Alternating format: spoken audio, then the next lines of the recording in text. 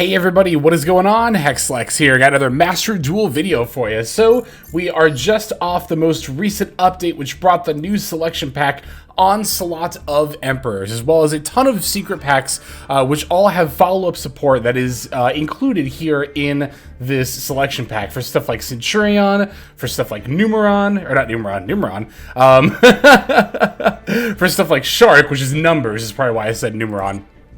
And of course, Memento is another archetype that gets a huge buff from this pack. So what we're going to do today for this video, this is intended to be your one stop to know what's going on with this pack. We're going to go through the contents of the pack. I'm going to tell you, as far as all the URs go, how many copies you'll need for each of the respective decks, how good those decks will be in the upcoming meta, and how good overall this pack is, and if it's worth investing in. If you're somebody who likes to save up gems for really good packs, is this one of those packs? We're going to talk about that today. Without wasting any time, let's go into the cards included in this pack. And we're going to start right off the top with Varar, Valmonican Concord. This is a Link 2 spellcaster for the Valmonica archetype.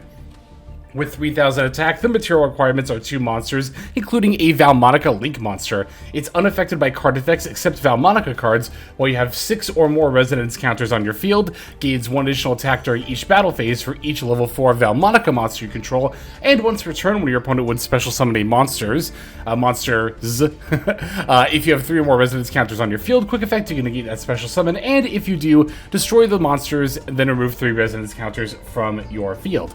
This is a pretty significant buff for the Valmonica deck, and if you're playing Valmonica, you're going to want to pick up at least a copy of this card for your deck. That said, while this card is quite impressive, I don't think that it's enough to buff the Valmonica outside of Rogue tier, where it's currently at. While it will make the deck more powerful, I think that Valmonica will remain a Rogue tier deck moving forward. Next up, we have number C32, Shark Drake Levice. This is a rank 5, 3100 attack, 2600 defense Sea Serpent. The material requirements are 4 level 5 monsters, but of course you can also exceed some of this card by discarding 1 spell and using a rank 4 Shark Drake exceeds monster you control as material. Once per turn, quick effect, you can detach a material from this card to target 1 effect monster your opponent controls, negate its effects, and if you do, its attack and defense becomes 0. This card can make a second just a second attack during each battle phase, and also if it inflicts a defense position monster, if it attacks a defense position monster, it inflicts piercing damage to your opponent. The Shark archetype also gets the Le Virtue Dragon, a rank 3 Sea Serpent with 2000 attack, 0 defense. 2 level 3 monsters are the material requirements. If this card is special summoned, you can add 1 Virtue Stream from your deck to your hand. You can activate one of these effects, detach 1 material from a monster you control, then add a Fish, Sea Serpent, or Aqua monster from your graveyard to your hand except Le Virtue Dragon. Or you can target 2 Xyz monsters on the field, attach 1 material from one of those monsters to the other. So these are both intended to be part of the Shark archetype, although Le Virtue Dragon is, well, I guess it is, Fish, Sea Serpent, Aqua support. Also could potentially be more general Xyz support. So, the biggest weakness of the Shark deck in Master Duel in particular is the fact that Totally Awesome is banned. Using Bahamut Shark to put Totally Awesome on your end board was a very, very prominent part of the Shark deck. And unfortunately, despite getting a couple of waves of support between this and the Xyz armor stuff, the Shark deck has really not found a great replacement for the Totally Awesome. This Shark Drake Levice is just so much harder to make, right, than, it was to summon Totally Awesome. Whereas before you just needed 2 level 4 Snake, a Bahamut Shark. Shark Drake, the number 32, requires 3 level 4 monsters, and you also need to have a spell card to discard in order to make this. Even then, unlike Toad, which was an Omni Negate, this only negates monster effects of monsters your opponent controls. Effects activated in the hand or graveyard will not be able to be stopped by this. As a result, if you're playing a dedicated, truly pure Shark deck, then yeah, I would definitely get a copy of Shark Drake Levice. I don't think even for a dedicated Shark deck you need Le Virtue Dragon. But for a dedicated, pure Shark deck, yeah, you'll want a copy. But honestly, the Shark engine is going to have better uses elsewhere in the future, which I'll touch on here in a little bit. Alright, next up, Centurion Primera Primus. This is the new Centurion UR. It's a level 8 Synchro for the archetype. It's a level 8 Synchro Tuner Spellcaster with 2600 attack and defense. One tuner plus one or more non-tuners can't be destroyed by battle unless it was special summoned from the extra deck. and you can use each of the following effects once per turn. If this card is synchro summoned, you can add an emblema card from your deck or graveyard to your hand. Then you can destroy 2 cards, 1 on each field. And if a face-up Centurion card you control leaves the field by an opponent's card effect while this card is in your graveyard, except during the damage step, you can special summon this card. So this is a pretty big buff for the Centurion deck. You're definitely going to want to play 1 or 2 copies of this card. I think most builds play 2, but I also think that you could get away with 1. This card is very, very good though. Centurion is a deck that I would have already considered tier 3, and after the release of this card, and of course the other Centurion support, I could definitely see a world where Centurion is back up to a tier 2 deck like it was when it first released. But either way, a very good piece of support for an already very good archetype. Alright, so for Memento has 2 URs in its follow-up support. Memento, oh my god, I always have such a hard time pronouncing this full word. Memento McTillen, it's really not that hard actually. Oh my god. I'm not even going to try. The Creation King. The Memento Creation King is a level 9 Illusion Fusion monster with 3000 attack, 2000 defense. 3 Memento monsters are the material requirements. You can banish this card from your graveyard, add 1 Memento card from your deck to your hand. You cannot activate the... Oh, no. Memento McTillen is actually specifically the field spell, right? I'm pretty sure it is, actually. Maybe. I don't remember off the top of my head. Anyway. You cannot activate the following effects of Memento McTillen Creation King in the same chain. If this card is fusion summoned, you can send 3 Memento cards to your deck and or extract to the graveyard. Quick effect, you can target an equal number of Memento monsters you control, and cards your opponent controls, destroy them. You can only use each of these effects once per turn. The other Memento UR is... Oh yeah, the Memento McTillen with the I is specifically the field spell. Mementotlin is what the archetype is called for its monsters. Right, anyway. But Memento Sleepy is a level 3 Earth Beast with 800 attack, 1000 defense.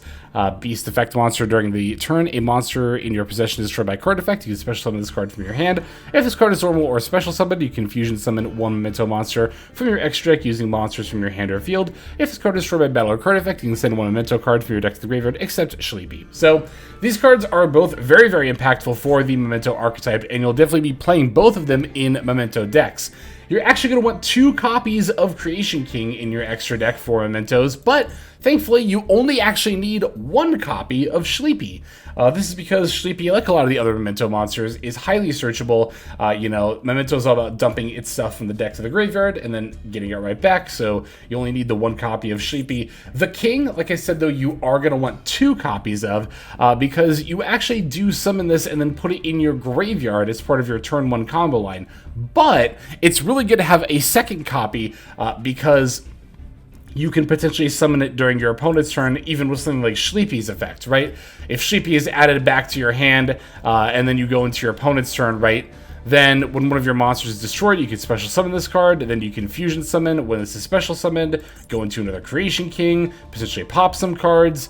That's the thing about both the King and the Sleepy here. They're both not only good for turn 1 combo lines, but also both pretty good pieces of end board support as well for the deck.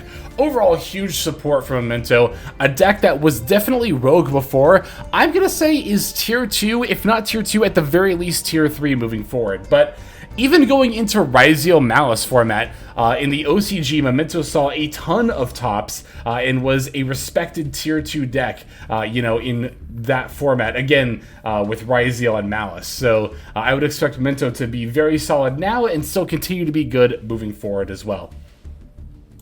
Alright, Necroquip Princess.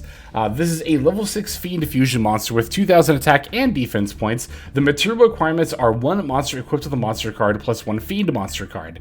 Must be special summoned from your extra deck by sending the above cards from your hand and or field to the graveyard. You can only control 1 Necroquip Princess. If a monster you control is sent from the hand or graveyard to activate a card effect, you can activate one of these effects. Equip one of those monsters to this as an equipped card that gives it 500 attack, or draw 1 card. You can only use each effect once per turn. So, honestly, these on-field effects, you can pretty much just ignore these, because Necroquip Princess is a card that will absolutely see play in tier 1 decks simply for her summoning condition. Because what you can do is you can summon her by sending a Fiendsmith Engraver that is equipped with Requiem. So this is actually going to be one of the biggest pieces of support from the new set. If you're playing a Fiendsmith engine, you definitely want to be playing the Necro-Equip Princess, because now Tract and Lurie are honestly just full starters on top of, you know, the Engraver as well for a lot of decks. And what I mean by that is that, you know, in the past, if you opened Tract or Lurie, all those would ever really get you is one Engraver on board, right? It doesn't really progress your board state by allowing you to get multiple bodies. But with Necro-Equip Princess, now you could, for example, go activate Tract, add Lurie from deck to hand, discard Lurie, special summon Lurie, Lurie for Requiem, Requiem for Engraver, then equip Requiem to the Engraver, and then now you can send those for the Necro-Equip Princess. At that point, you'll be able to use Engraver's Graveyard effects to bring itself back, and then now you have both Necro-Equip Princess and Engraver in play. From there you can link into Sequence and then go into a Fusion monster, or you could overlay for a rank 6, or you could use the 2 level 6 bodies you now have for any number of plays, right? So don't sleep on the Necro-Equip Princess. This card is insanely good for Fiendsmith engines, which will continue to be a part of decks of every single tier moving forward. So I would definitely expect you to run into a fair bit of Necro-Equip Princess. Alright, Thea, the Primal Being. This is a new level 11 rock monster with 3,000 attack and 600 defense. If those stats look familiar, they are the same as Nibiru, the Primal Being, which this card is a reference to both in its name, art, and is also its effect. During the main phase, quick effect to contribute monsters whose total levels equal 11 or more, special summon this card from your hand. Then if you control no other monsters, you can destroy one card on the field with the highest attack your choice, if tied. You can only use this effect of Thea, the Primal Being, once per turn. Neither player can normal or special summon more than 4 times per turn while this card is face up in the monster zone. So, this card is, I'm going to say, looks a lot better than it actually is. This card has quite a few issues with it, and I'm just going to get this right off the bat. I don't think this card is good. I don't think it's going to see any successful competitive play, and I would not try adding this to your deck unless your archetype very specifically cares about this. But as far as like a hand trap like Nibiru, I would not add this. First of all, to be able to summon this card, you either have to give up pretty much your whole board, or if you got nibbed, then you can play this, but nib is not so prevalent or prominent that you need to add anti-Nibiru tech to your deck. So at this rate, you know, you're going to have to almost always have an established board to be able to even summon this, and then once you give up your whole board, you, what, destroy one of, you know, your opponent's monsters? It's like, you don't even get to pick, it's not even your opponent's monster, so you can destroy one monster on the field with the highest attack your choice if tied. So if you wipe your own board to summon this, and if your opponent doesn't have anything with more than 3,000 attack, you're going to have to pop your own Thea, or Thea, however you say this card's name. Otherwise, you won't get to pop your opponent's stuff. So you might be thinking, well, but Hex, look at the second effect, right? This is so good, because then after they've summoned, you can play this, and then they won't be able to summon anymore if they've already summoned 4 times, right? Well, no, that's not actually the case. This card does not actually start counting the summons until it's already on the field, meaning your opponent gets 4 summons after this card is played, and then they have to stop, which is, I don't think I need to tell you that 4 summons is generally enough for decks to either set up their board or set up something that can just out this card. Even if you manage to pop one of their monsters with the first effect, it's really not that hard to bounce back within 4 summons for most meta decks right now. So, yeah, this card might read kind of crazy at first glance, but really, if you look at it for even a second longer, the whole concept falls apart. I really don't think it's good. I would not expect it to see any play. Surfacing Big Jaws. This is another new card for the Shark deck. And this is the one I was going to touch on later that I talked about earlier. So Surfacing Big Jaws is a level 4 water fish monster with 1800 attack, 300 defense. If this card is used for the Xyz summon of a water monster, it can be treated as level 3 or 5. You can only use each of the following effects of Surfacing Big Jaws once per turn. During your main phase, if a spell card was activated this turn, you can special summon this card from your hand. Also, you cannot special summon from the extra deck for the rest of this turn except Xyz monsters. If this card is normal or special summoned, you can add 1 fish shark monster from your deck to your hand. So I wanted to talk about this card separately from the other shark stuff because this card actually does have utility outside of a dedicated shark deck. what you can do is you can play this in dedicated rank 4 decks. This card is highly searchable, especially with 7th Tachyon. You can reveal, I think there's a couple of different water rank 4s that are over 100 numbers. The Ragna Zero and the Arcanite, right, that was the other one. So these can both be revealed to add the Surfacing Big Jaws. You can then, since you have activated a spell card per the second effect, special summon this card from your hand. Then you can add another fish shark monster from deck to hand. And I think there's more than one level 4 fish shark monster that can special itself if you control a, water slash fish or whatever monster. Meaning that, like I said before, in the right deck, this is a free rank 4. Now, of course, you do get Xyz locked, which you also get with 7th Tachyon. But where this will see some experimentation is not with any currently released deck, but with the upcoming Ryzeal archetype. Now, we have no idea when Ryzeal is coming to Master Duel, but there are plenty of Ryzeal builds out there that have made use of this Shark engine. So, Surfacing Big Jaws, I'll say, if you pulled it and you're not interested in a Shark deck, but you know you're going to be interested in playing a lot of different Ryzeal variants, I would actually hold on to these. I really don't think you need more than one because it's searchable off 7th Tachyon if you're using this card as an engine in the rank 4 decks. But, again, in rank 4 decks, this is actually a very, very solid extender option. And again, why I wanted to talk about this card separately from the other Shark stuff. Alright, so now on to the new Primites. We have Primite Imperial Dragon, which is supposed to be kind of their boss monster here. Level 6 Earth Dragon with 2600 attack, 0 defense. Can't be normal summoned except by attributing 1 normal monster, but can be normal set. During your opponent's main phase quick effect, you can reveal this card from your hand. Immediately after this effect resolves, normal summon 1 Primite monster. If this card is tribute summoned, you can apply these effects in sequence. Negate the effects of all face-up monsters your opponent currently controls. Banish all monsters your opponent controls with the same type or attribute as a normal monster in your graveyard.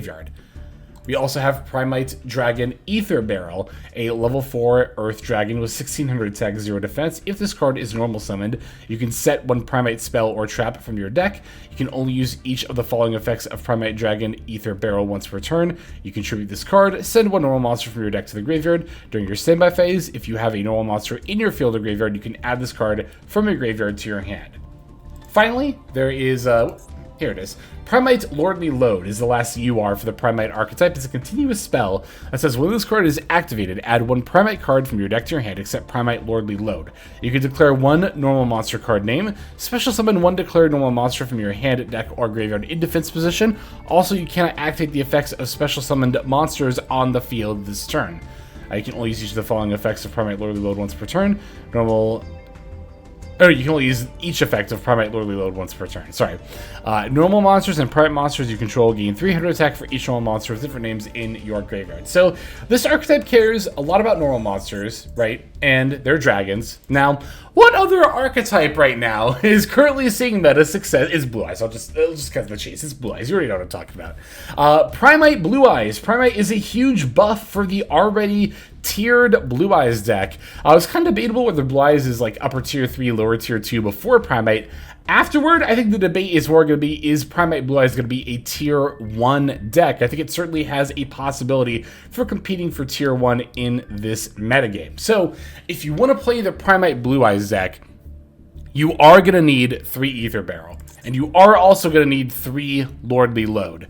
However, you don't necessarily need, in fact, I would say you don't at all need the Primite Imperial Dragon. Now, I know that Primite control decks are also kind of a thing that tend to be a little more floodgatey, from what I've heard. And those you might, I guess, want to consider a copy of Imperial Dragon, but as far as Primite URs go, this is definitely the least important one.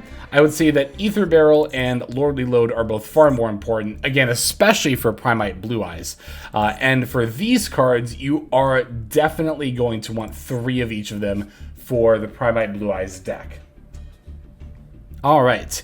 We have one final UR here, and it's going to be 7th Ascension. Now, this one is actually not new. I'm pretty sure this was already in the game, so this is a reprint, but I think it's still worth talking about. This is a normal spell card that says take 1 card from your deck, either a Barian's spell or trap, a rank up magic quick play spell, or a 7th spell or trap except 7th Ascension, and either add it to your hand or place it on top of your deck. If your opponent controls a monster special summoned from the extra deck, you can banish this card from your graveyard and send one rank up magic spell from your hand to the graveyard. This effect becomes that spell's effect when that card is activated. So the main thing to take away from this is that this is another bit of potentially useful future support for the Ryziel archetype. I already mentioned in this video about how, the 7th Tachyon searching the surfacing Big Jaws is good, but 7th Tachyon can also just straight up search the Ryziel cards, making it essentially a Rhoda for that archetype. Well, with 7th Ascension, you actually have a Rhoda for your Rhoda. Now, how important is this? For a lot of Ryziel builds, as long as 7th Tachyon is at 3, it's actually not that important, and you really don't have to play it in order to, utilize 7th Tachyon in your Ryziel build. It's worth noting, however, that 7th Tachyon has been limited in the OCG, and in that case, the 7th Ascension searching it becomes a lot more important. So this card, much like the Surfacing Big Jaws, but I would say is more true of 7th Ascension than Surfacing Big Jaws. If you plan on playing Ryziel, I would not dismantle this card if you pull any. I would hold on to any copies that you are coming across, because they could very easily be very useful in the future. So those are all the URs for the archetype. I mainly wanted to cover those in particular, and I'll even show you here that when it comes to the stuff that I have in particular, I've pretty, dedicated, followed my own sort of advice that I'm giving out here. These are all the stuff that I kept/crafted. I did pull some of these Shark Exceeds monsters, which I dismantled. I think I also pulled a Thea, which I dismantled, the Primal Being, because like I said, I don't think these cards are particularly useful for a lot of meta decks, but as you can see, I have one Primera Primus. Ideally, I'd have two, but I have two of the, Memento King, one of the Sleepy, one of the Necroquip, 3 of each of the Ether Barrel, and I did keep the 2 copies of 7th Ascension that I pulled, even though I don't have use for them now. Like I just said, they are going to be useful for searching 7th Tachyon, especially when the new Ryziel deck comes out. So overall, I think this pack is really good. And if you're the kind of person who's like me and you're interested in building a ton of different meta decks, I think that this pack is definitely worth investing into. Now, again, some of the stuff like 7th Ascension and Surfacing Big Jaws might be more useful when future cards come out, but I still think they're worth picking up now so you don't have to craft them later. And of course, there are SR and rare and normal cards in this pack that are worth hanging on to as well, but I mainly just wanted to focus on the UR cards because those are the most resource-intensive ones. But there you go. That's going to be it for my overview for this new selection pack. What was it called again? Yes, the Onslaught of Emperors. Overall, like I said, I think this is a very good pack, and like I said, if you're interested in keeping up with meta decks, both current and future, I definitely think this is worth investing in. But for the time being, that is going to do it. Thank you for watching this video. Super appreciate your support. For now, why don't we move on to our outro.